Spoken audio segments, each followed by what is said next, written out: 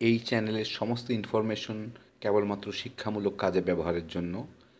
এই ইনফরমেশন কোনোভাবেই কারো রোগ নির্ণয় কিংবা চিকিৎসা করার কাজে ব্যবহার করা উচিত না। কারো যদি কোনো প্রশ্ন থাকে তাহলে সরাসরি কোনো কোয়ালিফাইড ডাক্তারের সাথে যোগাযোগ করা উচিত। এখানে আমরা দেখব খালি পেটে কাঁচা রসুন খাইলে কি হয় আর রসুনের উপকারিতা। রসুন এর ল্যাটিন নাম হচ্ছে অ্যালিয়াম স্যাটিভাম, পেঁয়াজ গোত্রের অন্তর্ভুক্ত। তো দেখতে কেমন, কোথায় চাষ হয়, এই সমস্ত আগরম বাগরম আপনাদের না জানায়, আপনারা সবাই জানেন। সরাসরি কাজে চলে যাই। রসুনের প্রধান উপকারিতা। খালি পেটে রসুন খাইলে হার্ট ভালো থাকে।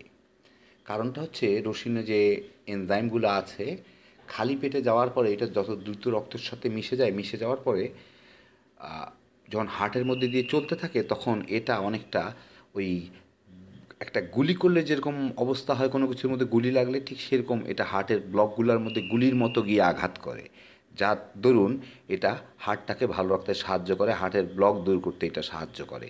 এটা খালি পেটে খাইলেই একমাত্র এই কাজটা সবচেয়ে ভালো হয়। আর ব্লাড প্রেশার কমায়, এটা সবাই জানেন, রসুন খাইলে ব্লাড প্রেশার কমে।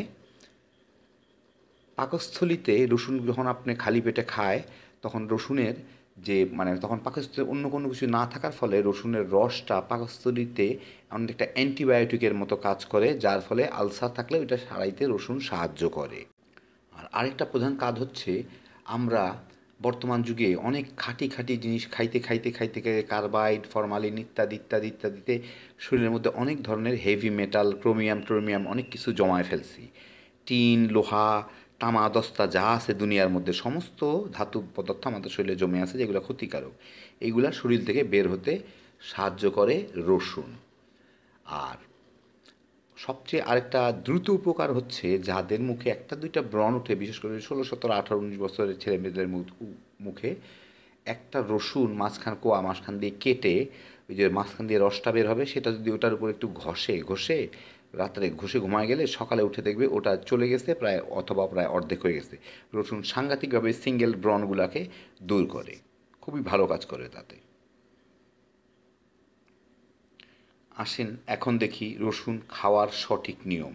রসুন 2 কোয়ার বেশি খাইতে হয় না, কারণ 3 কোয়ার বেশি খাইতে হয় না, 2 কোয়া হচ্ছে স্ট্যান্ডার্ড, যে সাইজেরই হোক না কেন। 3 কোয়ার বেশি কাঁচা রসুন শরীরে সহ্য করা একটু মুশকিল, আপনার অন্যদিকে ক্ষতি হতে পারে, এটা ওভারডোজ হয়ে যায়। তো 2 কোয়া রসুন খেলেই হবে না, আপনার রসুনকে ছবির মতো দেখতেছেন, আপনি হয় স্লাইস করবেন অথবা কুচি কুচি করবেন, করে কতক্ষণ খোলা বাতাসে রাখতে হবে। রাখলে রসুনের যে এনজাইমগুলো আছে তার মধ্যে থেকে অ্যালিসিন তৈরি হবে। তো অ্যালিসিনটাই আপনার প্রয়োজন। অ্যালিসিন যখন তৈরি হবে, অ্যালিসিন তৈরি হওয়ার পরে আপনার ওটা 10 থেকে 15 মিনিট লাগে ওটার, তো 10 মিনিট পরে খেলেও হবে, ওটা পানি দিয়ে গিলে খেয়ে ফেলবেন। অ্যালিসিনটাই আপনার প্রয়োজন সবচেয়ে বেশি। তো ওটা তৈরি না করে খাইলে খুব একটা তত লাভ হবে না। তারপরে এই রসুন খাওয়ার পরে আধা ঘন্টার মধ্যে কোনো কিছু খাবেন না দয়া করে।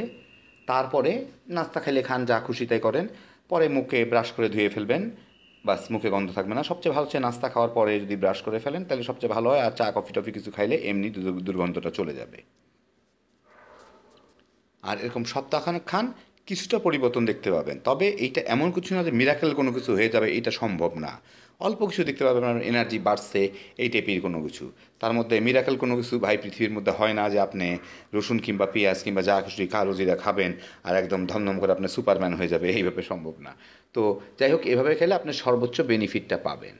তো যাই হোক, যেটুকু আমাদের ইনফরমেশন আমরা যা জানতাম আপনাদের দিলাম, এর বেশিও নাই কোথাও পৃথিবীর মধ্যে। ওই সর্বোচ্চ এমন কোনো সুপারফুড নাই যে যেটা আপনারা সব কিছু করে ফেলতে পারবে, সবগুলোতে কিছু কিছু বেনিফিট পাবেন। তো এইগুলো করেই আমাদের চলতে হবে। আশা করি আপনাদের উপকার হবে এতে। সবাই ভালো থাকবেন। আল্লাহ হাফেজ।